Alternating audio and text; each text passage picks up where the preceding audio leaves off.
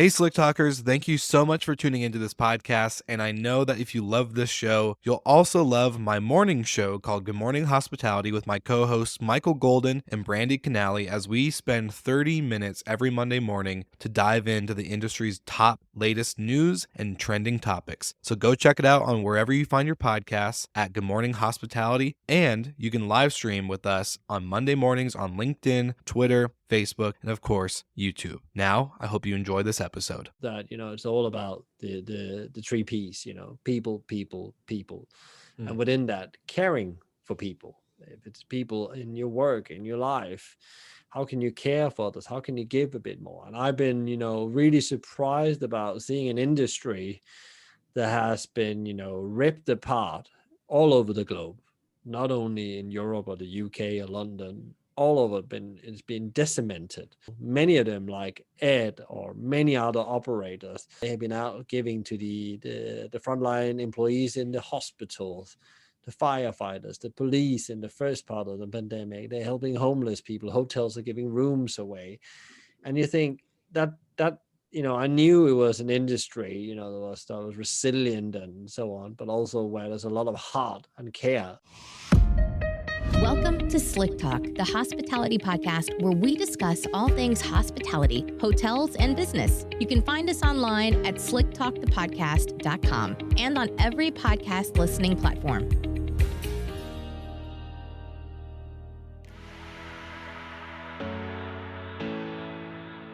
Staring down the barrel of a 60% permanent closure rate, it's time to fix what's broken. It's time to change the game. The hospitality industry is at a pivotal point. And it's become painfully obvious that business acumen, strategic planning will matter just as much as resilience. There's no shortage of resources ranging from how to apply for loans to how to negotiate with your landlord. But at some point, we will turn our sights towards the future. And when that time comes, we'll need tools and strategies to thrive, not just survive. In the hospitality industry, we fix our own problems. This is no different. We've created a group called the Hospitality Game Changers. It's on Facebook, a platform you already use daily. It's a space just for us where we're tackling the most difficult issues facing our industry and creating solutions. It's updated daily with the most compelling audio, written, and video content to make sure you're plugged into what's going on today and what can help us tomorrow. It's quick and easy and free to join. Just log into Facebook and search Hospitality Game Changers in the search bar. And you're all set. We can't change the cards that we are dealt, but we can change how we play the game.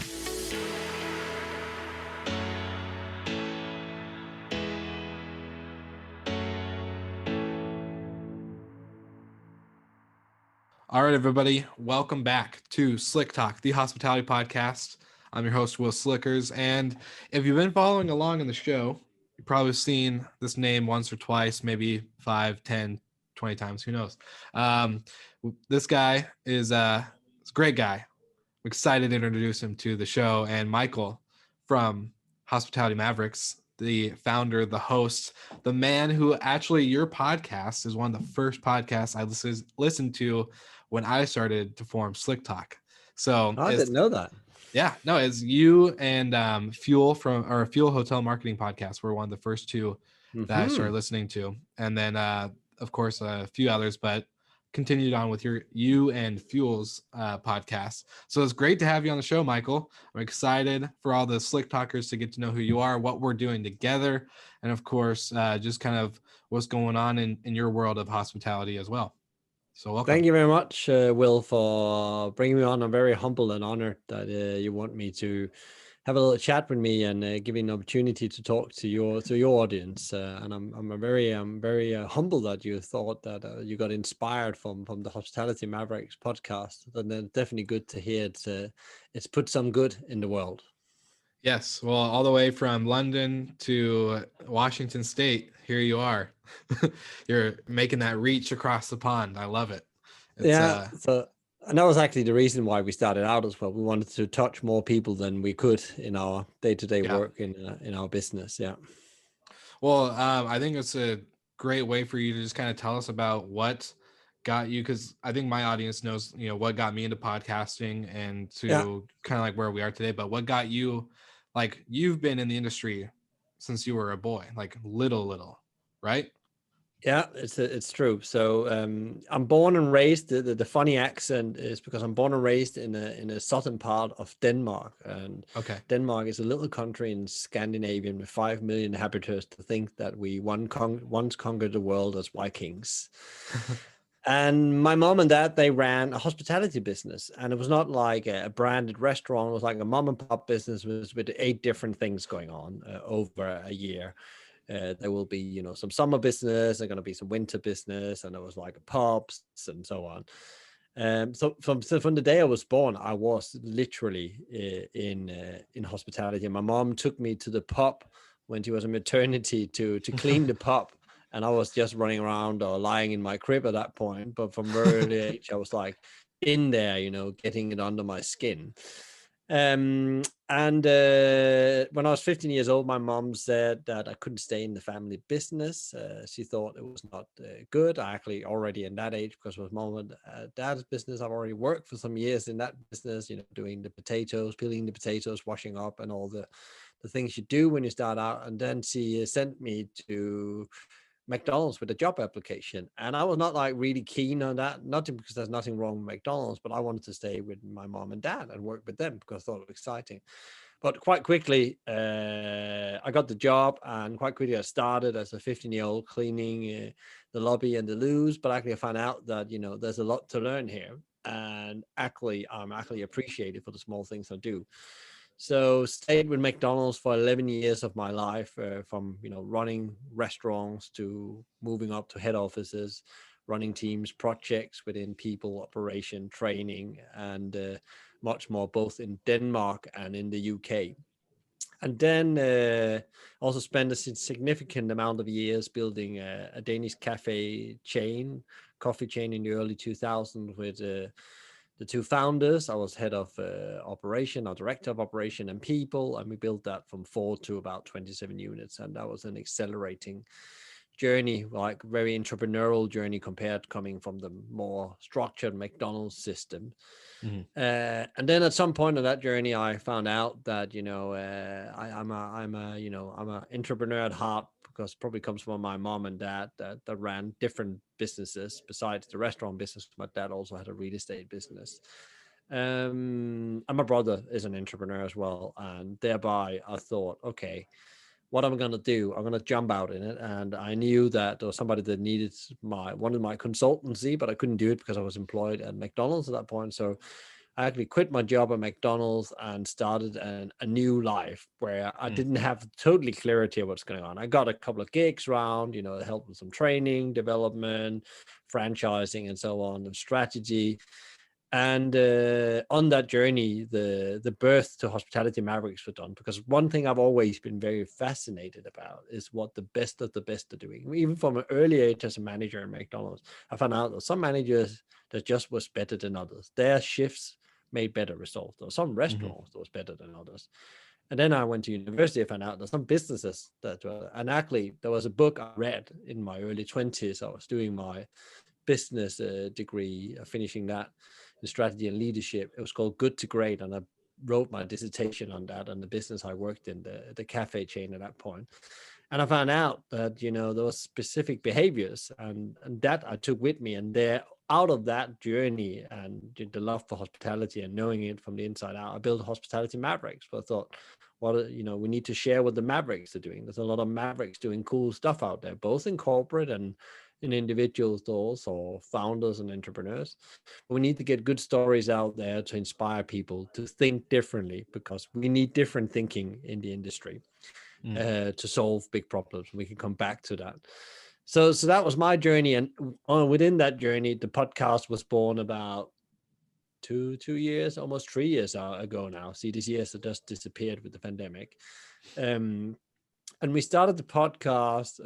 I thought I would do 3 or 4 episodes. That was it. I didn't actually expect anything from it. It was a bit like a belief, or how can we actually reach more people with all the great insights we get as a consultancy working with CEOs and so on. How can we get that out to all parts of the industry? How can the little man sometimes inspire the big man, and the other way around as well? And it was all Mavericks, or people I knew predominantly they had this, they had some maverick thinking. They thought differently than the rest of the bunch. And we did the first 4 episodes. It looked like there was okay traction, and we only did every 2 weeks, and then it just evolved into, with the starting of this year, to a weekly thing. And then there's a lot happening with that. We are doing some stuff together with the Game Changers. Yeah. And all of it comes back to the core purpose of, want to build a better industry that cares for, people, the Yeah. community they're part of, and then also have a positive impact on the planet. And that's my purpose as well. If I can tick those off, I'm on with it. And so that's the journey wrapped up in both Well, my background and everything. Can I ask, with your mom's intentions to get you out of the family business and into McDonald's, was it for you to get a wider perspective on the industry, or kind of like give you a, be able to give you a cast your net, or was she just mad at you for being with her all the time, and so she was like, I need you out of here? It could probably be that last thing as well. I know she would tell that. She's very direct. No, it was actually because she hoped I would leave hospitality and go Why? do something else. Why did she want that? I just thought it was such a hard gig. It was even hard at that point. They did quite well. We talked about profit margins in restaurants at that point at 15%. But my mom and dad didn't said I couldn't do anything. They'd sometimes try to inspire me. And I think they had some, in hospitality, but I think that's any business. When I talk with business owners outside hospitality, they have also, dark times, Yeah. So it's not an industry specific thing. It's so hard in hospitality. It's hard when you not make profit in any business.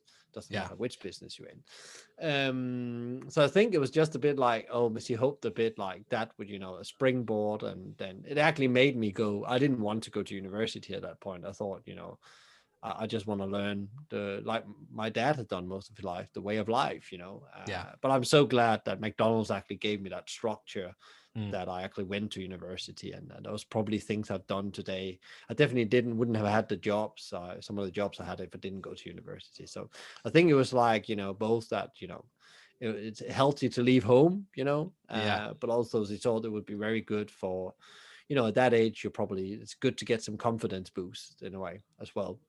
And you get that when you train with some of the best. That's what you have to remember. McDonald's and KFC is, if you like it or not, some of the most successful restaurant businesses in the world, most profitable over time. Yeah. And then we can take have a conversation about all the other things around them. Yes, that's fine. But in the end of the day, they are running very successful businesses and a very good environment for young people to grow and learn in. Definitely McDonald's are the only thing I can talk about. I wouldn't be where I was if I hadn't stayed with McDonald's. That's for certain. So. Yeah, that's incredible. Just to think of, like, your mom casting you out, just be like, get out of hospitality, and then the first thing what you do just brings her right back into it.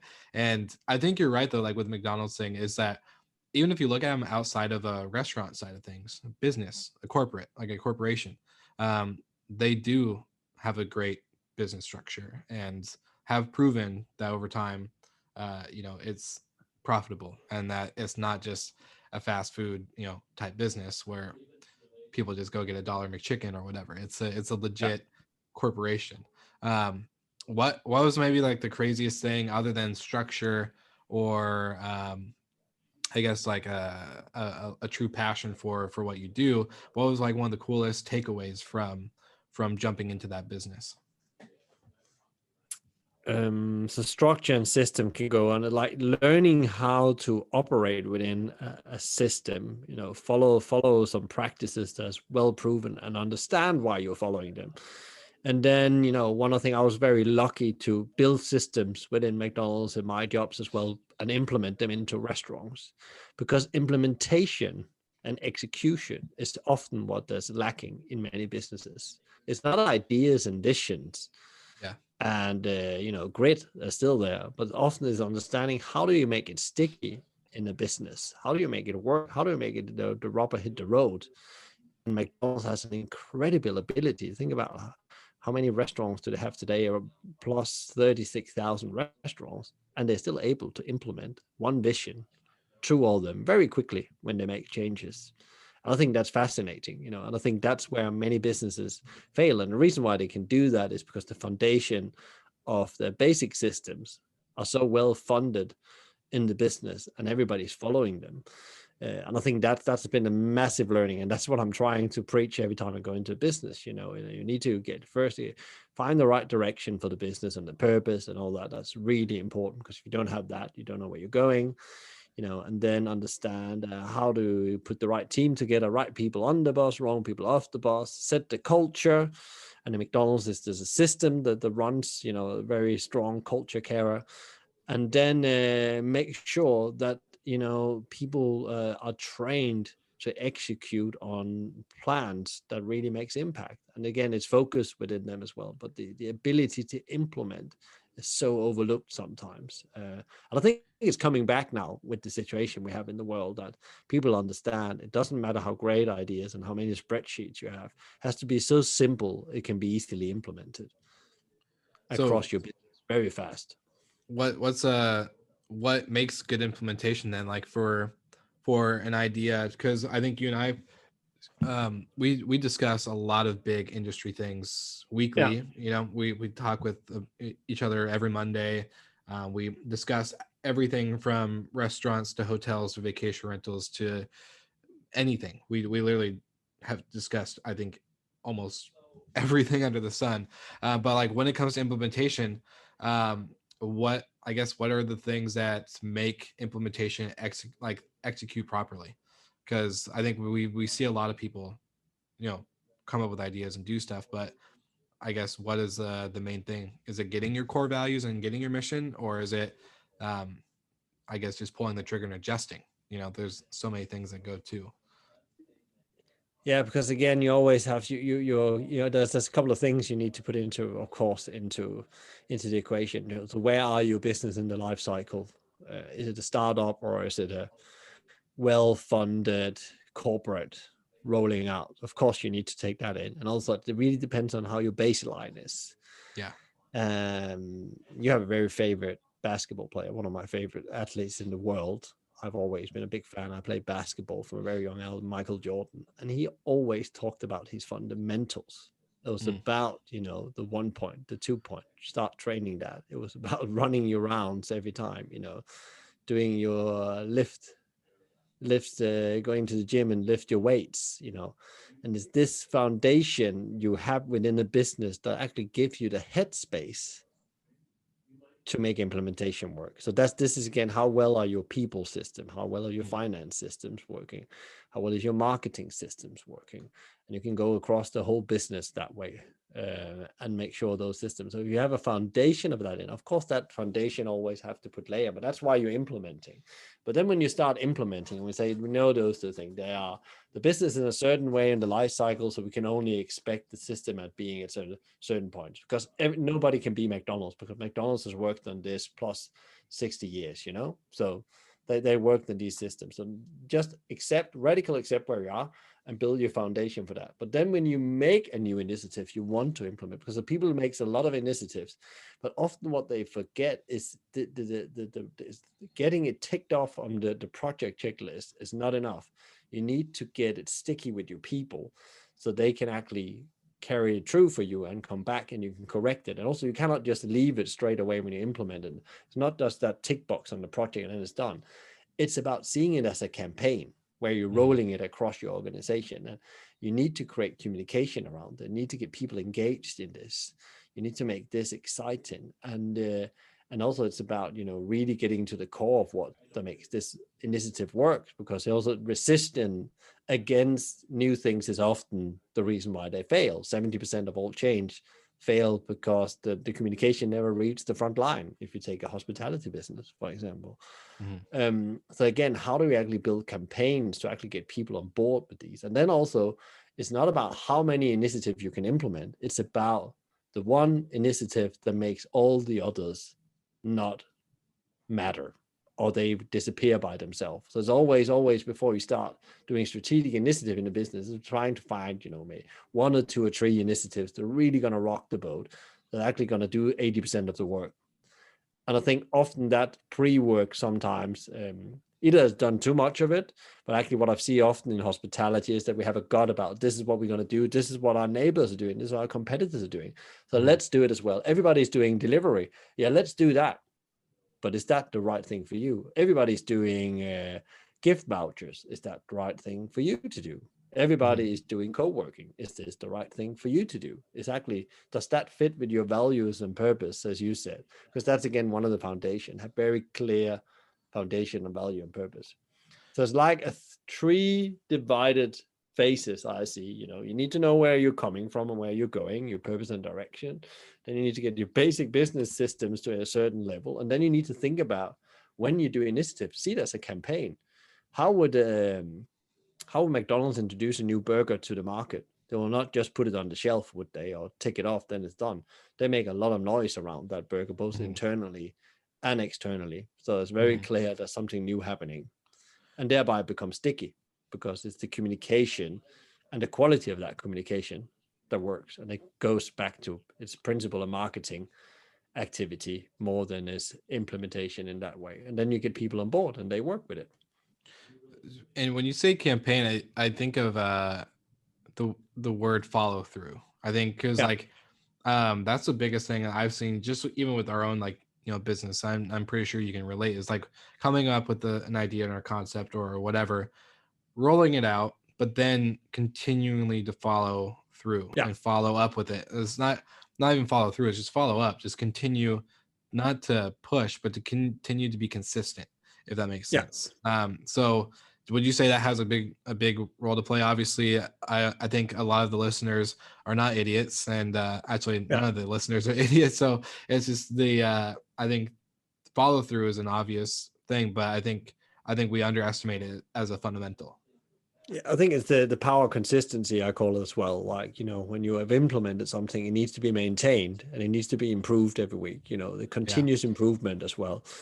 And coming back to, it's a bit like, the good example, you mentioned podcast. It's a great example, because if you don't do it every week, or you don't only do it when you feel like it, and you don't keep the standard of that, I think the audience is going to disappear. And the same goes for a business. You need to improve 1% every week, and 1% is manageable. Is that when you have to run 10% in a week, that's when it's get hard, and implementation fails. And this continuous improvement, also accepting when you have implemented it, it's not done.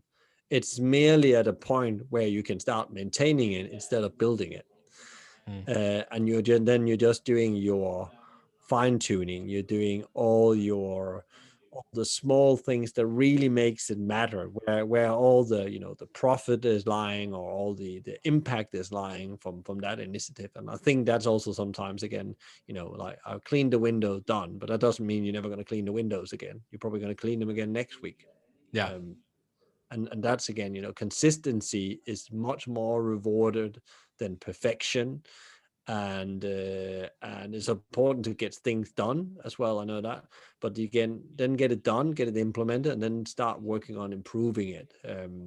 Because there's always time. It's time critical as well, isn't it? You cannot just continue on the same thing. You need to move on, as you say, when you have implemented something. So I think, again, consistency and continuous improvement, and that power together is very. And a lot of people focusing on doing, bang, here it is, and then they want all the fame. But the fame for business or for an individual comes after hard doing the same small things and again.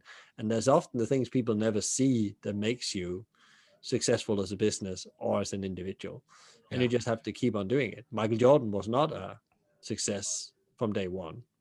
He built himself up every day going into that basketball court. And I think he's a great example of, he was almost failing back in college, as I understood, and then quite quickly he got on it, and then he suddenly had a breakthrough that went so fast, but also that means there was years before that where he's just done the same thing every day, throwing that 1-pointer and 2-pointer, dribbling, running, physical training, all the boring stuff that nobody actually awards. And I think a lot of people, that's much better to talk about these things. I've talked about this before, but it comes back to consistency. The same goes into a business in my world. Yeah.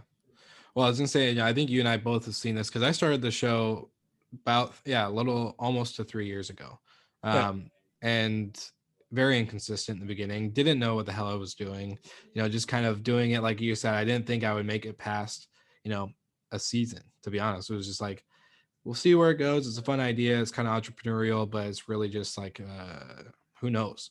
Here we are 3 years later. And that's what the one thing I've been telling people is consistency is been like the number one thing. The moment I got into a pattern of learning those fundamentals and continuing to like grow and understand like what that medium was, what does it take to, what catches a person's ear, really, what's not being played out in the world of podcasts and hospitality, what's all these certain things.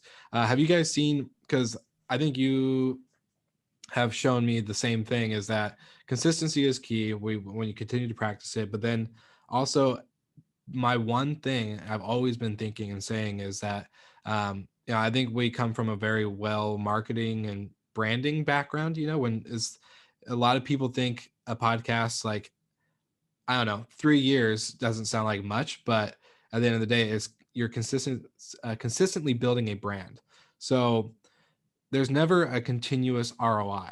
Like, it's not like I started out on day one and was like, all right, I got my return on investment on my microphone and this and that and then blah, blah, blah, blah. It's a long-term game. Have you guys seen a similar thing when it comes to the Mavericks podcast? When Hospitality Mavericks was born and started getting traction and started becoming consistent, has that been a pretty big takeaway from you? There's no doubt about the conversation you have around the podcast. Like, if you want to go in, like, podcast is like any other thing, if it's, there's a lot of people out there that sell you promises. I've heard a lot of people, you have to launch a podcast to be the next business guru or be millionaire. And I actually don't think it's anything to do with the podcast. It's who you become by doing the podcast. Because it does something to you. And I think it's, again, comes back to, the consistency of you have to do something every week. And as every week goes, there's more and more people looking at you. It's a bit like growing a business. There's more and more customers. So it's more and more difficult to satisfy everyone and make sure that everybody's happy. And you start to looking at when people unsubscribe from your newsletter, you feel bad and all those things. And it becomes a little business in itself.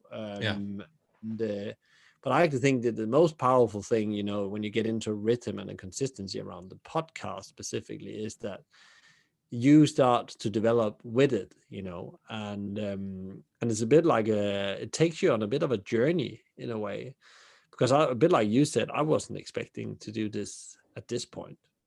I didn't at that point when I started out. I thought it was something we did 10 episodes a season, and then it was out there as part of the content around the 7 hours of content for the 0 moments of truth, finding Hospitality Mavericks, and now it's become central to the business. It's probably the business in the pandemic. Is the business in the pandemic. That's what it is. And Mavericks, everybody connects it more with the podcast than originally what we set out to do. And that's interesting, and insights and research more now than so many other things. So I think again, if you have that consistency, sometimes consistency takes you places you wouldn't expect. It sounds boring, but actually it takes you places. And there's sometimes when people can see consistency, they also seek you to join forces with you in different ways. You want to invest in what looks safe, no matter what. If it's your emotion or your time or your money, you like something that looks consistent, Yeah. I was going to say, we both were on Josh Kopel's podcast, Full Comp. And I think I've learned something from him when we discussed previously, was that, and I want to know your thoughts too, because I feel like I'm always learning now. Like, the podcast was, a great way for like to build a brand and to do these other things that we thought it would do, right? But now I feel like every guest, we learn something new. And every time, we get feedback from the audience or whatever, like, it's a consistent growth pattern. Like you said, getting like 1% every week. Do you guys see the same? Like, do you feel like having the podcast has really helped you with your reach of knowledge as well? Just because it's definitely made me more, because when you come from an operational leadership background with an very operational and people driven touch on, you don't touch much on marketing. So like, I thought I was quite good at some things, but I've been really on a learning curve and still are, the last 4 years, and the podcast accelerated that. And I knew at that point, and the podcast was launched as, you know, a marketing initiative.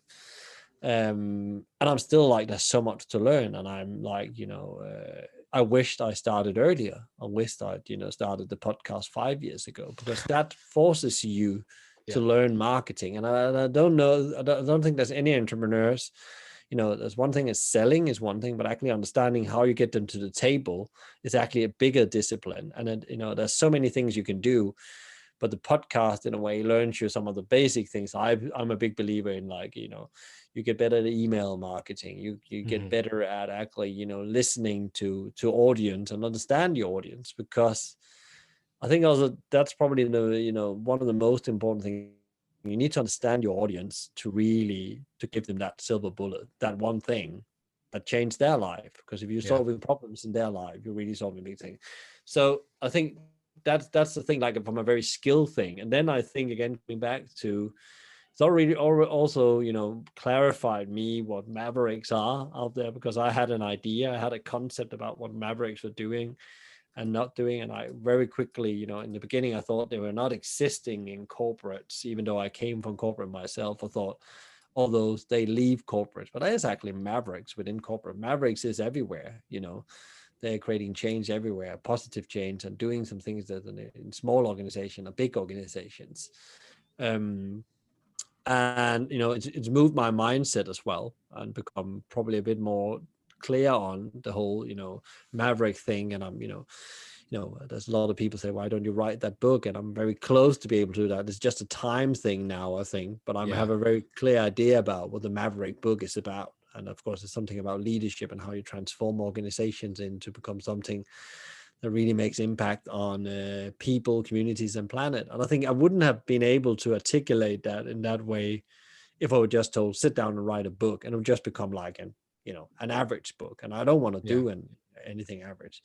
And also it forces you, because you become known in the publicity. So you have to learn with the thing. And I think, you know, it's something like, you know, I think Gary Vee, he said, don't give a shit what other people think. And it's very hard in the beginning because you're analyzing yourself. But I think 100%. it actually trained that skill as well, that, okay, you're doing what you can do and you're putting your best of you out there. And I'm okay with that. I don't think about it anymore, but I thought about that a lot. And that's definitely been a journey, you know. I don't think about when I post things and stuff like that. I write things. I think this is what I believe, and it's okay for other things differently. And I think that's a really good skill for many people, as many people are keeping themselves back because they're afraid what other people would think about them. 100% agreed. Like, you couldn't have said it better. Like, you just took the words out of my mouth. Yeah, no, that's incredible. So with, man, you get me thinking about like everything that's happened, you know, and with like the beginning of it all, and just the understanding of, and I think it comes back to hospitality too, because when you're just doing that, like, there's a lot of podcasts out there that are doing it for certain reasons, right? They want to grow their business in the sense of getting emails and contacts and start marketing to these people about consulting or services or products, or, you know, that other stuff. But when you said something, you know, regarding the silver bullet, providing that silver bullet that could change somebody's life. And I think the podcast has just been such a, like, a keen way to execute that bullet, and to, because like you're reaching people with a platform. You know, people when they're swimming in their pool, they can't watch a YouTube video, or they can't, you know, they can't bring Joe Rogan on YouTube while they're doing exercises in their pool, or like all these other things while they're running. They, you know, no one wants to watch a YouTube video, but they can listen, right? They could take the audio, so you're able to reach them at a different level. And I think it's become really incredible just to see. Do you see your audience now becoming part of the show, in the sense, is what I guess I'm trying to get at, like they're more able to connect in that aspect than they would a normal outlet or medium? It's interesting because interesting question, because I think you suddenly you're touching people you never know you touch, in a way, and then suddenly somebody comes up to you in around now. We can't go to events anymore, but I've Yeah. already been to events within the last 2 years where people said, listen to that podcast. It was really helpful for me what you talked about there, that specific thing. And that's the silver bullet I talk about again, because it's all about solving problems. It's not about, people can talk about it as a sales funnel, but that's, it really doesn't convert that easy. But it's about, how can you actually impact people's lives so they get better in a way? And I've always seen it that way. And from a hospitality point of view, how do I create better leaders? How I'm part of that, and how would I become a better leader?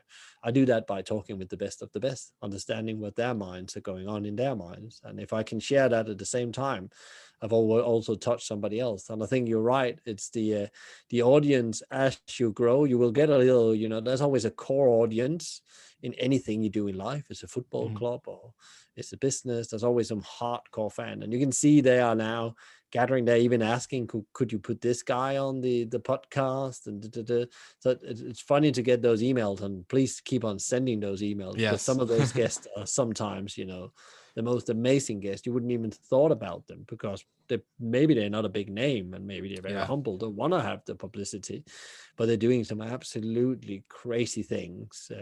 Like what a guy called Ed I had on the podcast. He was feeding the most of Brighton's hospitality people when they lost their jobs in the start of pandemic, and all the homeless people, and we're just doing it from his heart, and he found money through the council, and he found a way to fund this. But he used his kitchen to be an active community bit. He didn't want to, he didn't seek to get. I found him because somebody else said, look at this guy, what he's doing, Michael. That has to be shared. That's Maverick. And then you get him on, and he's like so articulate about how he runs his business and so on. And he doesn't work for a big brand. Yes, he's 3 pub restaurants. That's it. But he again doing some incredible stuff that really, he touches people's life. He changed communities.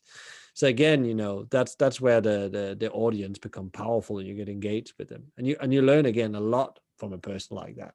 If he can build a business that does that, why can't we not build big businesses that do that? Well, and I'm glad you mentioned Gary Vee too, because I think we both listen to Gary Vee and like Tony Robbins and a few other people out there in the world. But I think when Gary Vee's also mentioned that when you're doing something with intention to get something back, you're more likely to just kind of shoot yourself in the foot.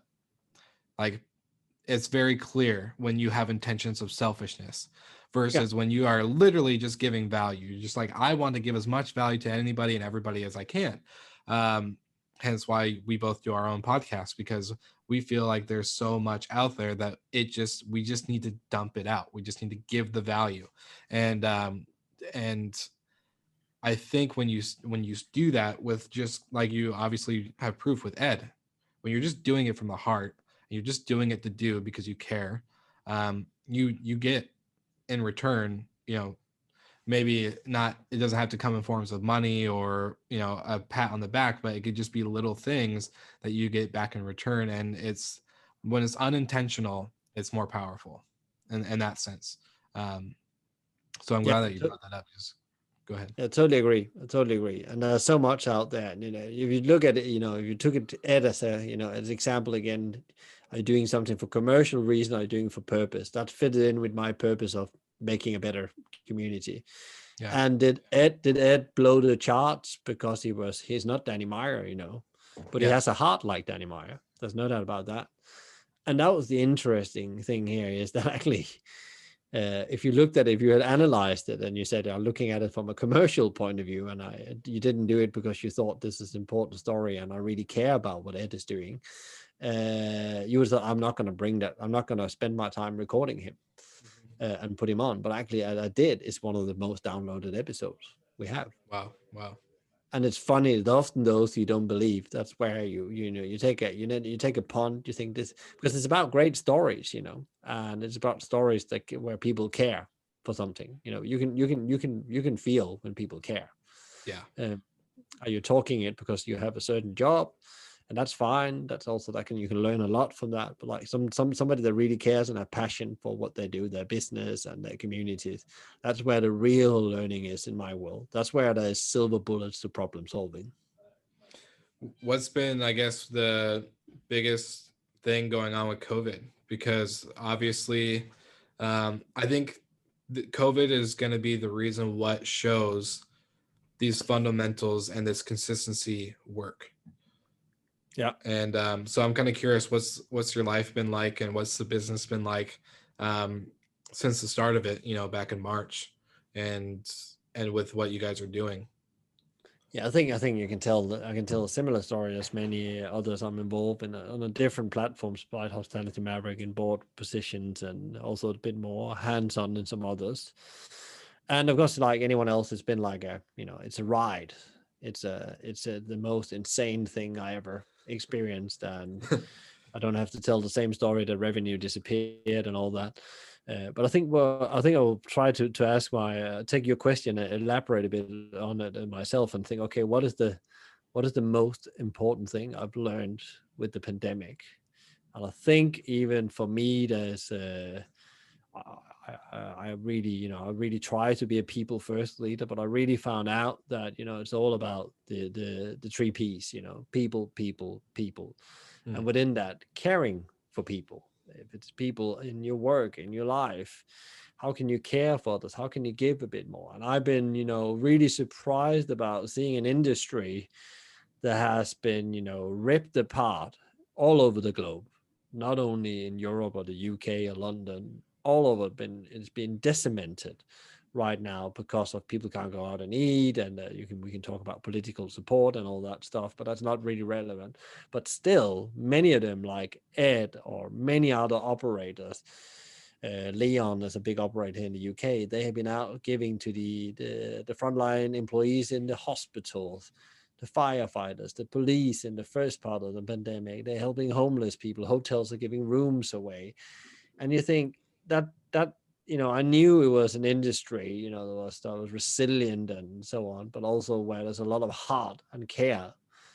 And I think that's quite unique for the hospitality industry.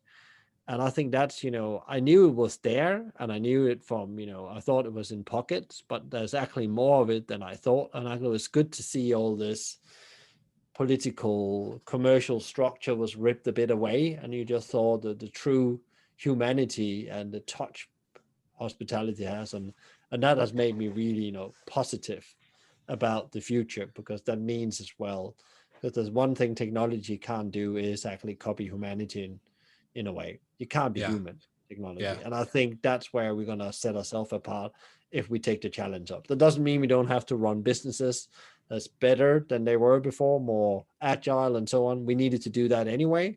Recession, pandemic, that didn't matter. We were going through that process anyway. But I think that's like my biggest learning also as an individual, like the importance of caring for others and taking time for that, even though you don't think you have it, because we could work night and day right now.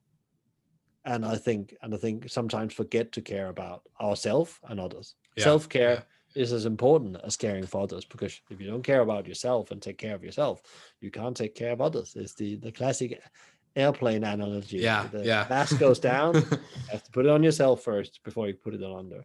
So care, in a way, is like the big thing I've learned out of this, and it's come back on my radar as well. That sometimes you just have to, stop up and start to caring for each other, because we are all in this together globally. Hospitality, not hospitality.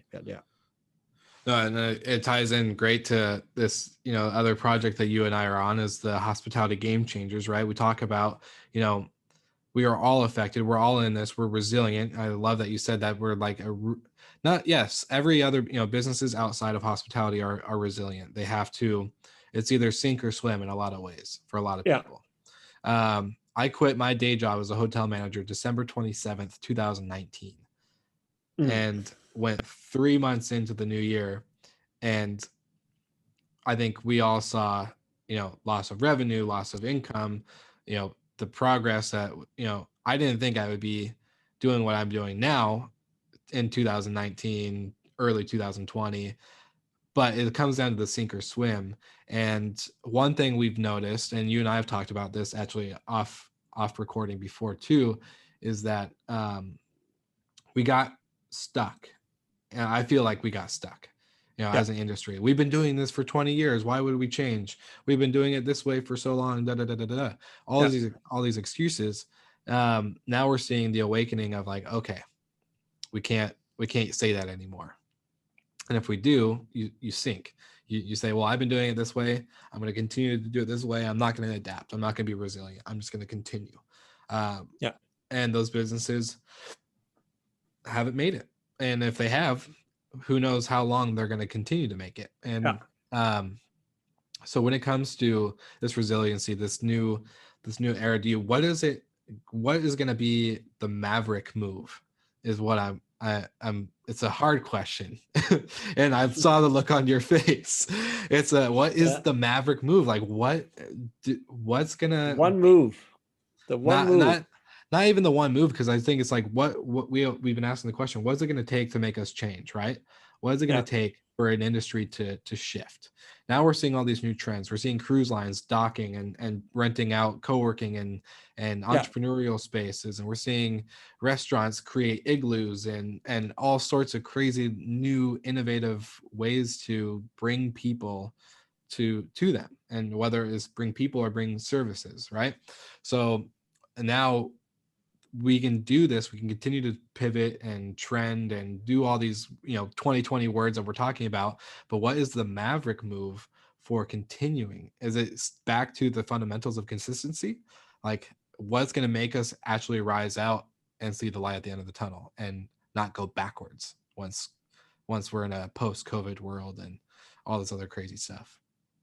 Yeah, it's a very good question. I'll see if I can answer that shortly because my brain is over firing on a very complicated storyline. But okay, so pre-pandemic, I think you indicate as well, we're already as an industry, hospitality on a knife edge, smaller margins and so on. And not many years ago, I was talking about my mom and dad doing 15%. We actually had a reasonable profitability, but there was a couple of trends that was going on pre-pandemic. We had rising costs, workforce challenges across the globe. There was already economic uncertainty. We're talking about when does the bubble burst? We're struggling as an industry making technology work. We have massive challenges around the planet. The UN has been out with 17 goals for a better place, a better world, and thereby hospitality was also needed to participate in that. We did it or not. There's definitely something as businesses needed to be part of solving.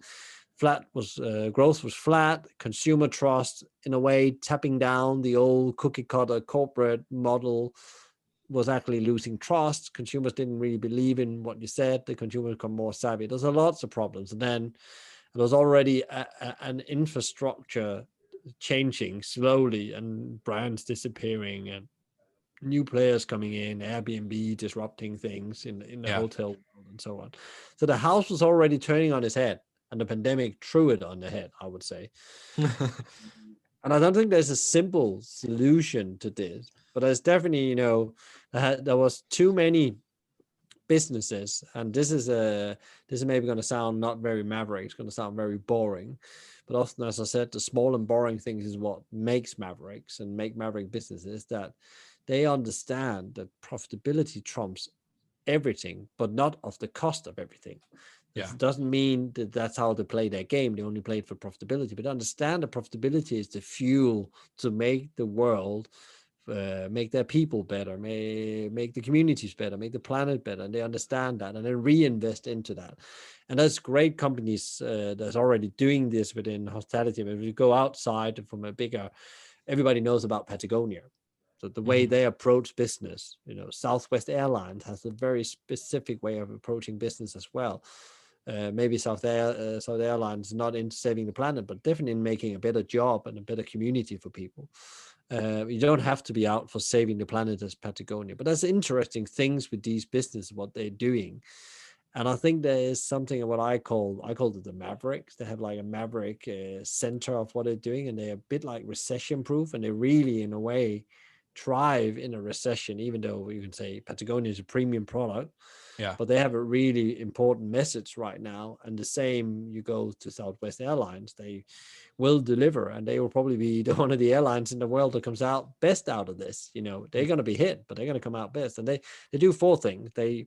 They understand the purpose and culture is actually at the core of it. They understand the direction of what the business are taking, and they understand to get the right people on the bus and the wrong people on the bus, and then they set a culture for that.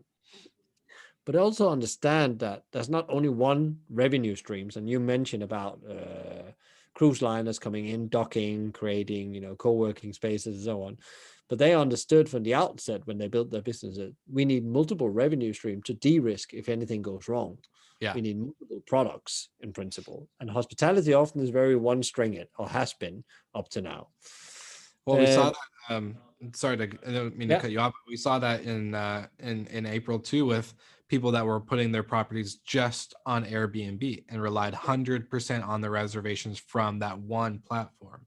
Yeah. Well, they lost it all, and they Yeah. had no reserve. They had no other stream of whether anything, their own platform that they managed multiple channels on or not.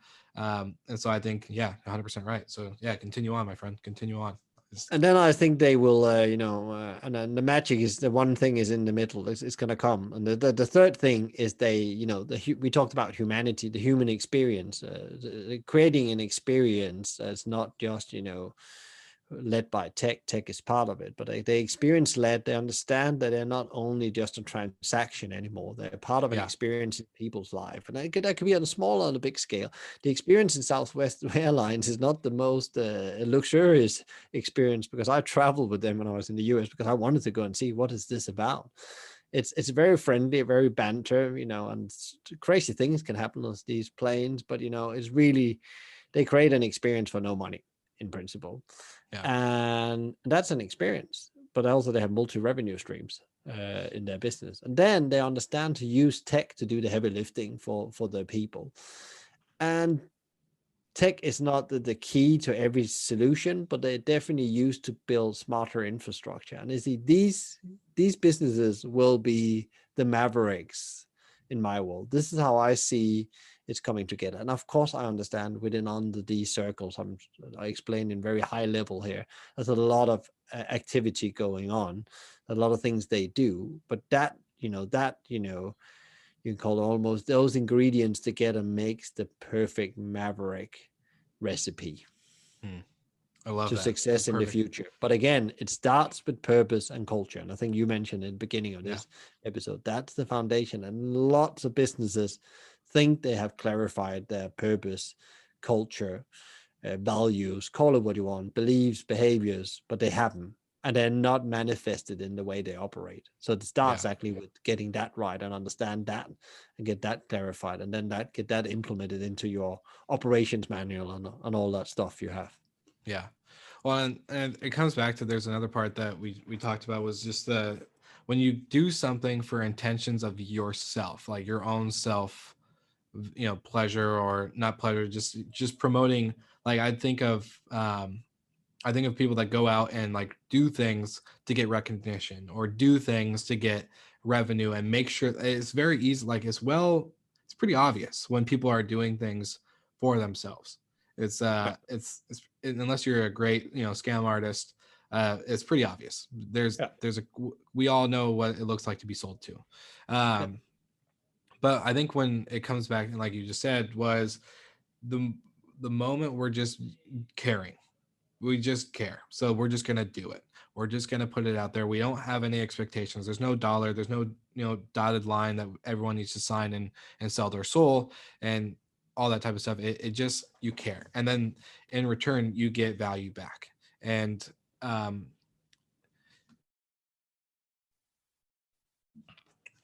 when you give value back, when you're just giving value and you don't expect anything in return, it does happen. Like you do get recognition, or you do get clients, or you do get products sold, or you do get that following, that base, and then it continues to grow, and it grows in ways that you don't expect, because when you're being unintentional about being intentional, like I care about you and I'm going to do this, I don't expect you to pay me, I don't expect you to do this, then you actually end up getting some pretty incredible results that you probably didn't even imagine.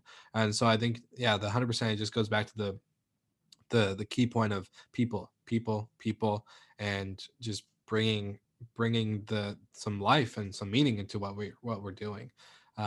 and just showing people that we care. It's incredible to see the simple human acts of kindness could actually be the maverick game changer for a lot of things that we do. And I think it comes back again. This is not new. There's a lot of this is not new thinking principle. I feel like good to great service profit chain have already raised this years ago. If you take care of your people, and then I extend it a bit and say the community and the planet, the rest will follow. Great employee engagement, great sales, great profit. It will follow, but you need to trust the process and need to stick on it, and you need to keep on carrying. This is the moment to practice this, because exactly for once, you have the time to practice it. Yeah, that's Because true. you have you can't, there's no quick way to growth, and it's going to be very difficult to borrow money to quick growth. So you have to build everything organic. So this is the time to rip the old playbooks to pieces and do this. And people will remember for what you did if it was giving something back to community, and it always come back, There's a great story about Marks and Spencer's on the Second World War. Marks and Spencer's one of the biggest shopping providers. They have food, they have clothes, and a bit like Sears, I think, in the US, if we should try to get a name on them. And they're in challenging now, but in the Second World War, they decided the right thing to do, because the army couldn't afford it, is to give the armies free uniforms. That has been remembered up to today. So what you do today, how will that be remembered in decades after as a business? Ask yourself that question. What do you do today? How will that be remembered in decades after?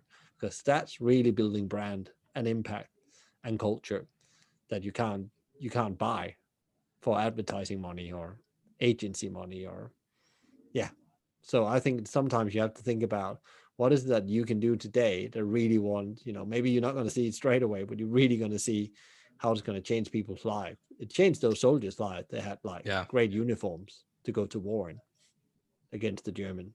I'm 100% sure. Yeah. No, I think that's a incredible final note for the podcaster or the slick talkers out there. Where can people find you? Obviously, I'm going to tag everything in the show notes. We're working together on the Game Changers project, so there's going to be tons more of you and I on many things. But I'm just for everyone that's listening, where can they find you? What's coming up with you? Anything exciting? Final closing thoughts. You could find me on hospitalitymavericks.com. You can, if you want to have a chat, book a chat with me there as well. There's a bottom there saying book a chat with Michael. We can talk about anything. It doesn't have to be business. It can be career, whatever. Then, of course, there's LinkedIn. It's probably one of the best platform. Michael Tingsager. And then, Instagram and Twitter and so on. Just put my name in, and that should be quite easy to find. And always happy to talk with people that also want to make the world a better place. And what is coming? What is the big next thing coming for Hospitality Mavericks? I think it's as where we are in the world today with our second lockdown dooming. I think it's about continuing delivering consistent insights, tools to help our dear hospitality leaders to solve their problems. That's our job right now. And I think it's keeping that consistency and improving that week on week. That's not like a massive big announcement coming in the coming period. It's a bit like a regrouping period. Lots have happened, been involved in a lot of things, but it's about continuing, adding guests that really can add value into the operator's life out there. And then we are launching, a couple of theme series on the podcast, actually been planned for a long time, but because of the pandemic, it was postponed a bit. One of them, it's going to be around how to create a more impactful businesses. So like a lot around purpose, culture, circular economy, donut economy, infinite and finite thinking. So it's going to be called Hospitality and the Infinite Game.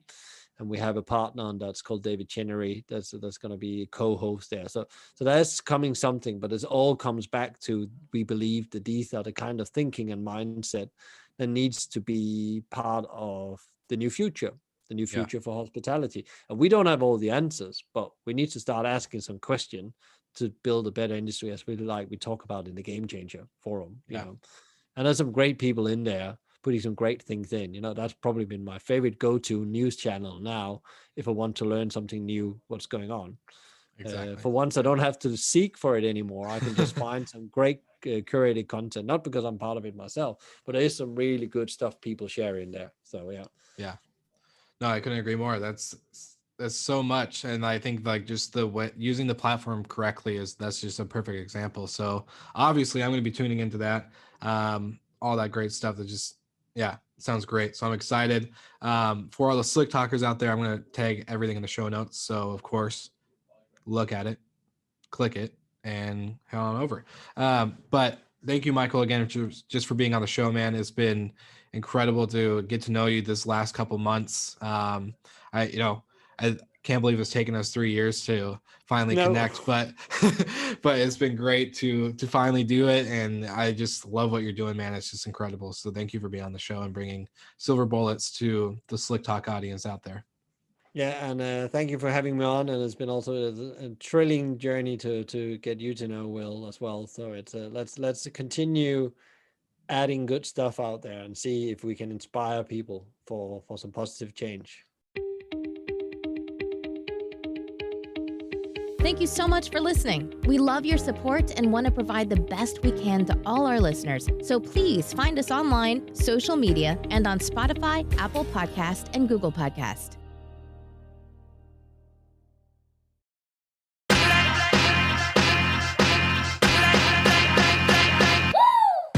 What's up, everybody? If you've gotten this far into the episode of Slick Talk, the Hospitality Podcast, then you are amazing, and thank you so much for tuning in. We want to send you 2 places really quickly.